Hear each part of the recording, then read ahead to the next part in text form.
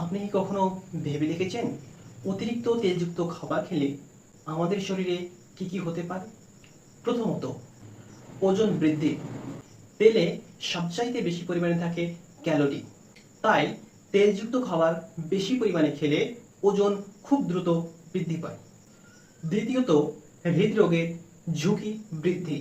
বিশেষ করে তেল জাতীয় খাবার বেশি পরিমাণে খেলে রক্তে খারাপ কোলেস্টেরলের মাত্রা অতি দ্রুত বৃদ্ধি পায়, যা হৃদরোগের ঝুঁকি বাড়াতে সাহায্য করে। তৃতীয়ত, হজমের সমস্যা। এই তেল জাতীয় খাবার খুব ঘন ঘন খেলে গ্যাস, অম্বল, বদহজম, এমনকি ডায়রিয়ার মতো বিভিন্ন রোগগুলি হতে পারে। চতুর্থত, ফ্যাটি লিভার। দীর্ঘদিন ধরে অতিরিক্ত চর্বি জাতীয় খাবার খেলে লিভারে চর্বি জমতে পারে, যার ফলে বিভিন্ন রকমের রোগ হতে পারে। এছাড়া ব্রণ ও ত্বকের সমস্যা লক্ষ্য করা যায়।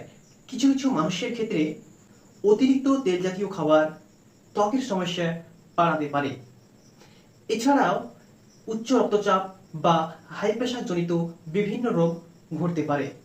এই রকমের বিজ্ঞান বিষয়ক তথ্য পেতে চ্যানেলটিকে অবশ্যই সাবস্ক্রাইব করুন এবং ভিডিওটি শেয়ার করে অন্যদের দেখার সুযোগ করে দিন।